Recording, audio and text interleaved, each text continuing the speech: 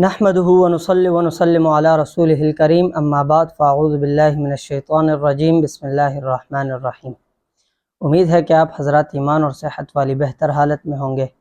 تو آج کی ویڈیو میں ہم نفل نمازوں کی اہمیت اور ان کا طریقہ پڑھیں گے۔ نفل کیا ہے؟ نفل نمازیں وہ اضافی نمازیں ہیں جو فرائض اور سنتوں کے علاوہ پڑھی جاتی ہے، اور یہ اللہ تعالیٰ سے قربت اور اللہ تعالیٰ کی رضا حاصل کرنے کا بہترین ذریعہ ہے۔ باقی فوائد بھی نفل نمازوں کے کسی سے ڈھکے چھپے نہیں۔ قیامت کے دن بھی یہ فرضوں اور سنتوں میں جو کمی بیشی رہ جائے ان کو پورا کرے گی۔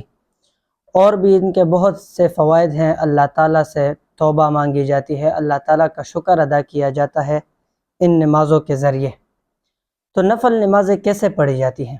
نفل نمازیں بھی باقی فرض نمازوں کی ہی طرح پڑھی جاتی ہیں، لیکن ان کے کچھ اوقات مخصوصہ ہیں اور کچھ نفلیں ہر وقت پڑھی جا سکتی ہیں۔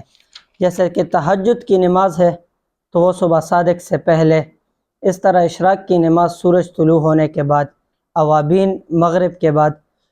تو یہ کچھ نفل ہیں جن کے اوقات مخصوص ہیں، باقی نوافل جس ٹائم بندہ چاہے پڑھ سکتا ہے، مکروہ نماز کے مکروہ اوقات کے علاوہ۔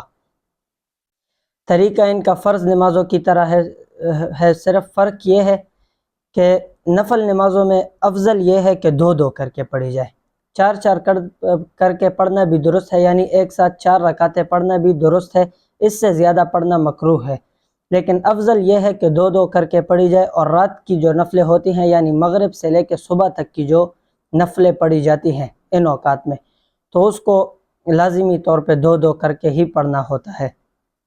اگر ہم 4 نفل پڑھیں تو اس میں فرض نمازوں میں سے ہوتا ہے کہ پہلی 2 رکعتوں میں قرات ہوتی ہے، دوسری 2 رکعتوں میں قرات کرے یا نہ کرے، چاہے کوئی ذکر وغیرہ کر لے، یعنی 3 مرتبہ سبحان اللہ کہہ کے اللہ اکبر کر دے، رکوع میں چلا جائے۔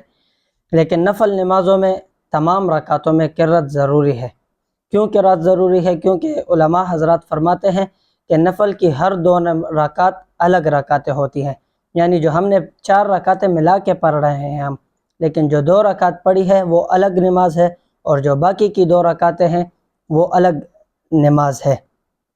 اور جس نے نفل شروع کی، یعنی ایک بار نفل شروع کی یا نفلوں کی نظر مانی، تو پھر وہ اس پر لازم ہے، کیونکہ اپنے آپ پر ایک چیز لازم کرنے سے وہ لازم ہو جاتی ہے۔ ویسے تو فرض واجب یا سنت نہیں ہے، لیکن اپنے اوپر خود لازم کرنے سے یہ ہم پر لازم ہو جاتی ہے، اور اس کو ادا کرنا پھر ضروری ہوتا ہے، اور اس کو توڑنے والا اور چھوڑنے والا گناہگار ہوگا۔ اور اگر بوجہ شدید عذر کے ہم نے نماز کو توڑ بھی دی، نفل نمازیں درمیان میں توڑ دی، تو پھر اس کو ہم دوبارہ پڑھیں گے، یعنی دوبارہ اس کی قضا لوٹائیں گے۔ اب یہاں پہ مسئلہ یہ ہے، اگر 4 رکعتوں کی ہم نے نیت کی ہے، 4 رکعت نفل کی نیت کی، 2 رکعتیں پڑھ لی، اور آخری 2 رکعتوں میں ہم نے نفل نمازیں توڑ دی بوجہ عذر کے، تو پھر کیا کریں گے؟